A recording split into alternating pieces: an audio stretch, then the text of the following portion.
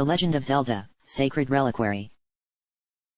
Author, Sharper Than the Sword. Composer, ARandomAudiobookAppeared. Words, 164,330. Rating, T. Summary, this is not the Hyrule you know. An ageless princess rules from cold spires high above, a dark horror stalks the nights, a small band of rebels fights for the people, and a ruthless warrior named Ganondorf thirsts for the blood of nobles. Chapter 1. A familiar visitor. A sudden deluge. A horror. Hovering in the realm between wakefulness and sleep, Zelda hears the call. It does not take the form of words, but instead a gentle tugging at the back of her mind, a lingering desire, a forgotten responsibility. For a few moments, she contemplates ignoring it. After all, she is under no obligation, and surely whatever it is can wait until it is lighter outside and much warmer, and when she isn't quite so comfortable underneath the fine silk sheets. But she knows that if she does ignore it, she will never get to sleep. So she throws aside the covers and wraps herself in a heavy fur overcoat and, after a few moments' thought, brings her gleaming, ornate rapier with her. In the deep of the night, few guards roam the castle. Those that see her acknowledge her but ask no questions, knowing they will get no answers. For the most part, everybody in Hyrule spends the nights hidden away in the warmest, safest place they can find. They stay away from the windows and never, ever go outside. Dark things roam the night. And if you step out into that darkness you may disappear, never to return. Zelda climbs flights of spiral staircases, up and up from tower to tower until at last she is at the very top of her castle, and she braces herself and steps outside into the freezing night air. This far above Hyrule, the air is freezing, and a few tiny snowflakes dance as the breeze that whips up the hems of her coat and chills her beneath the nightgown she is wearing underneath. She looks down at the city, sprawled out infinitesimally far, far, far below her. She is at the highest point, as high as the tallest mountain peaks, and she knows that in the dank depths of the city it is humid and warm, and great fat bloated beasts make their homes in the places where it is always night time. "What do you want now?" she asks the swirling winds and snowflakes, and the winds answer her. "He is coming." It is a deep voice, at once calm, wise, and menacing. Zelda turns, and perched on the lip of the balcony like some great hulking statue is the biggest man she has ever seen. He is clad in magnificent armor that is pitch black and gilded with gold, and the chill wind carries his long red hair tied back in a ponytail into the flutterings of the ornate cape he wears, decorated in graceful patterns of scarlet and gold. His skin is dark but his eyes are bright. "Who is coming?" Zelda is unintimidated by Ganondorf and his calculatedly threatening demeanor. She wonders often how he acts among those friends of his in the city spread out before them, way down below in the parts where people wake up and are never sure if they will live through the day. She wonders if they know that during the nights when the city sleeps he wends his way up and up and up into the highest spires where the air is cold and the people even colder.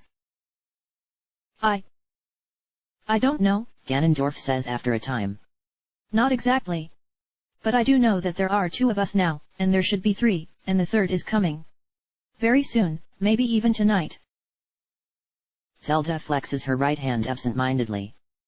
The golden mark that glowed there had been tingling with power all week, growing stronger by the day.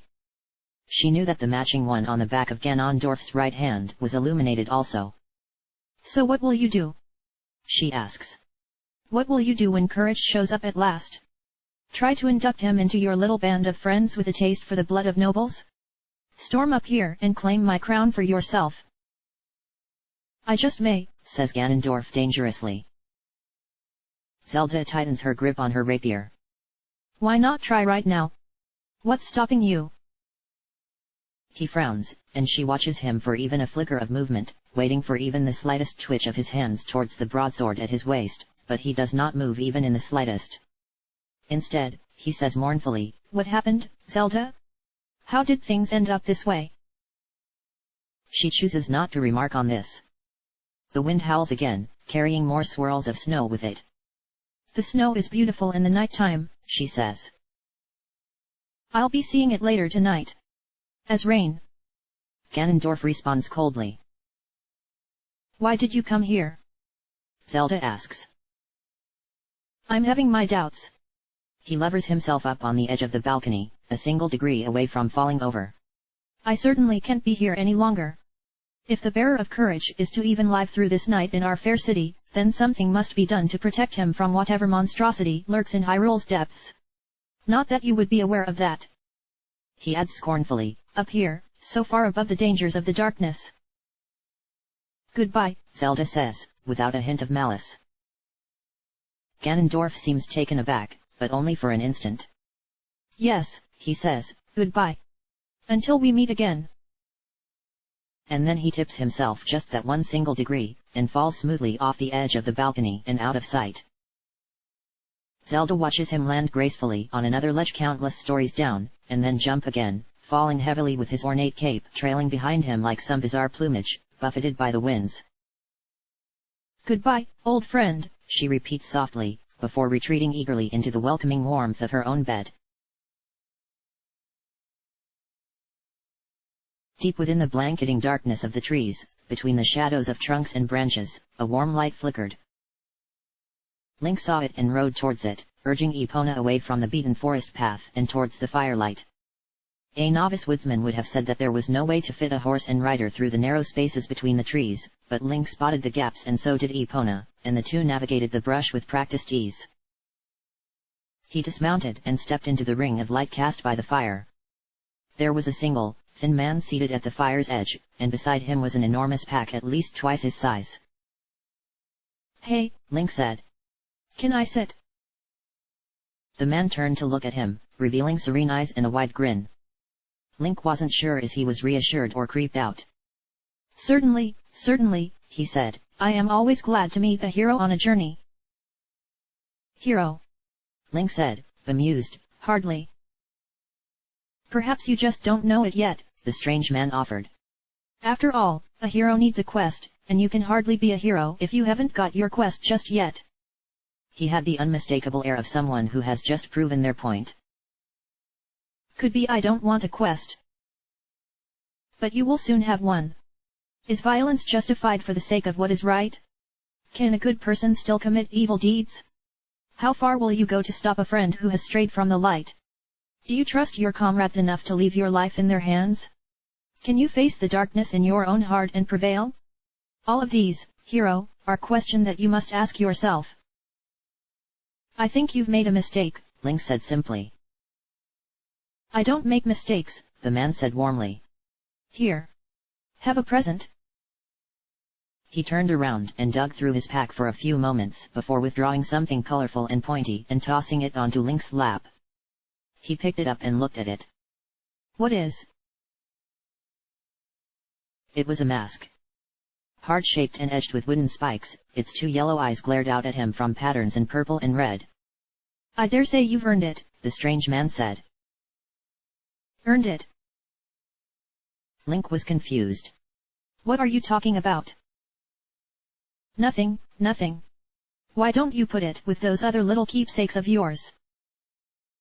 In his pack, Link had a pouch that was filled with odd little trinkets he had collected. If you had asked him where he had gotten them, he wouldn't be able to tell you, but he hung on to them regardless. There was a gleaming silver ocarina, a battered conductor's baton, an oddly shaped rock gilt with strange orange designs, and an hourglass with no sand inside it. There were only two souvenirs that he found he actually ever used, the strange green hat that he wore out of habit, and the strange, shining sword that felt so very light in his hands. He took the strange mask, because it felt right to do so. Would you like something to eat? The smiling man asked, and Link looked up from the mask to see a rabbit roasting over the fire, something that had certainly not been there before. The two shared the food in silence. When they had finished, the smiling man stood up and shouldered his pack like it was nothing. I really must be going now, he said. But I will see you again, hero, and perhaps sooner than you think. It is best that you move on, too, there is a storm coming. Continue on down the road and you will find shelter. Almost as if it is spurred on by his words, Link feels a droplet of water splash against the back of his hand. Go on then, hero, go find your quest. The man with the eerie grin and the enormous pack disappeared into the darkness of the forest, leaving Link alone in the flickering firelight and the increasing rain. By the time he had mounted Epona and guided her back to the forest path, the rain had become a steady downpour. By the time he had ridden 10 minutes down the road, it beat heavily on his head and he spurred his mount onwards. By the time the trees began to thin and the path grew wider, the rain was a deluge, and Epona clipped along at a gallop. At once he broke out of the wood and into the open, a boom of thunder marking his passage. He was at the edge of a vast field that seemed to stretch on forever, marked in the center by a single, gargantuan edifice. As he made out its silhouette against the flashes of lightning that lit the sky, he saw towering spires, vaulting rooftops, and high walls. It was a city, the biggest city he had ever seen.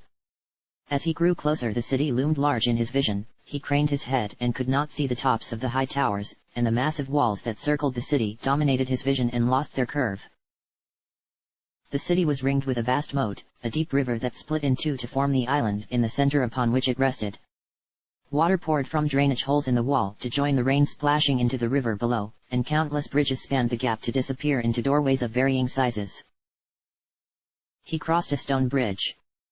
The night was so dark, and the downpour so torrential, that there was a point at the middle where he could not see the city walls looking ahead, could not see the field looking back, and could not see the river rushing by below. Link came to an alcove in the wall, dismounted, and knocked. He waited, and when there was no answer, pounded on the door again. "Is it?" he said, and then pulled on the thick wooden door with all his might. There was a ponderous creaking, and it swung open slowly, on rusty hinges. "Unlocked," he finished. As soon as the door is open, Epona reared up on her hind legs, eyes wild with fear. "Whoa! Calm down, girl, calm down." "Hey! No!" The horse bucked back as he tried to grab the reins, and then she was gone, turning and galloping headlong away from the open doorway. His battered pack fell and lay sodden in the rain. Link knew better than to go after her. He shouldered the pack wearily, and then turned and stepped through the doorway. The stone walls that ringed the city were thick enough that Link got the impression of walking through a long dark tunnel. At last, he stepped out the other side and into the city itself. Rainwater was everywhere, ankle-deep on the streets, pouring from gutters, dripping down from rooftop to rooftop. It was an odd sensation, to have there be buildings everywhere he looked, streets deserted, and droplets of water flickering in the firelight of unattended torches. Every house he passed was boarded up. The neighborhood he was in looked shabby and mismatched, and he could tell that the occupants were simply getting by with whatever they had at hand. He walked aimlessly through the streets, soaked to the bone, searching for an inn or tavern. At one point he crossed over a stone walkway that revealed countless more buildings spread out far below him, and he realized that the city was built deep into the earth as well as high into the sky. Rainwater ran from the streets above to the ones he walked now, and from those down and down until it reached its final destination, untold leagues below. He was just pondering this when he thought he saw something move in the shadows behind him. He whirled, hand on the hilt of his sword, but saw nothing. Link relaxed. Something hit him, hard, in the back and sent him flying forward to land hard on the cobblestones, tumbling end over end until he righted himself and stood, drawing his sword in one easy motion. There was nothing. Still on guard, Link turned in a full circle, eyes searching the darkness for any hint of movement. Something hulking and dark and slick with runoff poured out of an alleyway and batted him aside easily, throwing Link into an unyielding stone wall. "What the hell?" He raised his sword high in the darkness, and the magical glow of the blade revealed something he wished he had never seen. It seemed to be made out of nothing but darkness itself, many-legged and fluid, incapable of remaining in one solid form. Bright glowing eyes flashed crimson and yellow, and below the eyes a horrible maw yawned open, revealing too many enormous pointed teeth that shone too brightly against the darkness of the monster. The thing lunged at him, reptilian and lightning fast, and anybody else would have been dead. As it was, Link barely flung himself out of the way, and didn't even think about trying to fight the hideous thing that was impossible to look at. He turned and ran headlong down streets he didn't know, turning down every alley and trying to make his path as erratic as possible. He heard footsteps behind him, footsteps that were far too light and fast and close, and then the thing lunged again, missing Link and crashing to the street with a thunderous sound that couldn't have possibly been made by something with footsteps so light. Link slipped on the slick cobblestones, falling and then scrambling to his feet and running again, not daring to look behind him. But then the shadows ahead wavered, and the horrible dark thing was flowing out of them now, and it was no longer the sick reptilian beast but Link himself, and it disarmed him easily with a flick of its ghostly sword, and swept out its legs from beneath him with an easy kick. On his back, Link felt a foot on his chest. This was no boot, but a great heavy clawed foot, and the thing had once again assumed a gargantuan, many-legged form. He saw red and yellow eyes flicker and the slavering jaws open wide enough to swallow him whole, and knew that he was going to die in this strange and infinite city. A ball of fire arced lazily out of the darkness and hit the thing in the spot where its face should have been. The beast screeched in rage and looked up, only to be pelted in the face by fire once more. Enraged, the thing charged forward at its unseen enemy, only to be met and thrown backwards. Link scrambled to his feet and turned.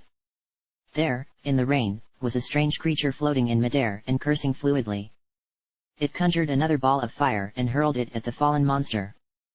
Standing in front of the creature was a white-haired man outfitted with rusty armor and an equally rusty spear, and an enormous hulking man in a traveling cloak, wielding a broadsword at least as long as Link was tall. He couldn't believe it, they were fighting the creature and they were winning. But then the thing leapt from the shadows behind them, and they scattered, the tiny floating creature swearing like Link had never heard, the white-haired man falling hard to the ground, and the giant landing on his feet and skidding to a stop next to Link. He turned and shouted at Link. "For the love of the gods, grab your sword and run!" Before Link knew it, the monster was right in front of him and he had caught its advance with the flat of his broadsword. He struggled against the beast that was many times his own size, and then with a cry dropped and rolled and shrugged its weight off him and into what appeared to be a closed-down fruit stall. "Follow me!" Link sprinted after the giant, snatching up his sword from where it had fallen as he ran by it. There was a howl of pain and rage, and he knew that the monstrosity was following them. The fire-conjuring creature floated by them, facing backwards and sitting on nothing. "Go! Go, go, go, go, go, go! Let's get the hell out of here!" It continued to pitch fireballs, the whole time swearing in a high-pitched, feminine voice that did not at all suit the language that most sailors would be ashamed of. "Where's Vissen?" the giant man demanded, turning down a side alley. "I don't know. Who cares? Leave him!" the foul-mouthed creature bellowed. "He's dead." "I most certainly am not." The white-haired man vaulted from a rooftop and landed smoothly in front of them, falling into step effortlessly. "And turn." The giant grabbed Link and yanked him down another alley, while the man called Vissen just plucked the tiny creature out of the air and, to its great displeasure, flung it bodily after them. There was another screech and a crash of effortlessly shattered stone, and the shadow beast came at them from the direction they had just been running. "If you throw me again," the creature began, but stopped in time to blast a chunk of flying masonry out of the air. "I will take that rusty spear and shove it." "We're almost there," the giant man yelled. "Get ready. Give me some cover." The creature floated on ahead of them, tracing odd designs in the air and leaving fiery lines. It was fighting one-handed now, throwing fireballs with one hand and creating glowing designs in mid-air with the other. "You new guy!" Vissen yelled. "New guy!" Link repeated. "On 3, the giant commanded. "We turn and fight." "Fight that thing!" Link yelled. "Are you out of your mind? Show some courage!" he yelled back. "Are you going to leave our fair lady defenseless?" "Lady!" Link repeated, bemused. 1. The giant shouted. "You're goddamned right," the fireball creature said. 2. Link saw that they were now standing in front of a pub, and that the door to the pub was thrown wide, golden light spilling out into the darkness. 3. As one, Link, Vissen, and the giant turned. At that exact same time, the creature stopped conjuring fireballs and started chanting something he couldn't make out. The shadow thing loomed large, in the form of some taloned, winged beast, and Link slashed at it with his sword. The glittering blade sliced cleanly through one of the extending limbs, but two more grew in its place and sliced down on Link's left arm, breaking it easily. The killing blow never came, deflected barely by the giant's broadsword. Another phantom limb sliced through his traveling cloak, the blow glancing off armor beneath with a shower of sparks. Vissen threw his spear and it lodged just below what could be called the thing's head, and it howled and dove at them. The creature was shouting now, and the giant roared, "Down!" And the two crashed down on top of Link, on top of his broken arm, and the pain almost drove him into unconsciousness, but he hung on to his senses. Fire, incredible amounts of fire, roared out from the tiny creature and slammed into the raging shadow. It screeched in agony as rolling flames threw the shabby street into sharp relief, lighting up the spot in front of the pub as if it were daytime. Link imagined that he got a glimpse of something insubstantial, that in that moment, the monster was as solid as a ghost, but then it screamed one last time, and disappeared into the rain. Clutching the sword to his chest with his good arm, Link was dragged into the pub wounded, tired, and chilled to the bone. The inside was warm, and his vision of it flickered and faded. He saw Vissen's face clearly, white-haired and grizzled. Beneath the giant's cloak were bright eyes, dark skin, and an angular red beard. The fireball creature was imp-like, with an oversized stone helm that covered half her face and a plume of hair that looked like flames. Lay him down," a matronly voice was saying. "I can't believe that just happened," Vissen gasped. "I can't believe we just did that." "Rest now," the giant said. "All of you. We're here for the night, so we might as well." The last thing Link heard before he slept was the imp creature. "I hate you," she was saying. "I hate you all so much." Chapter end.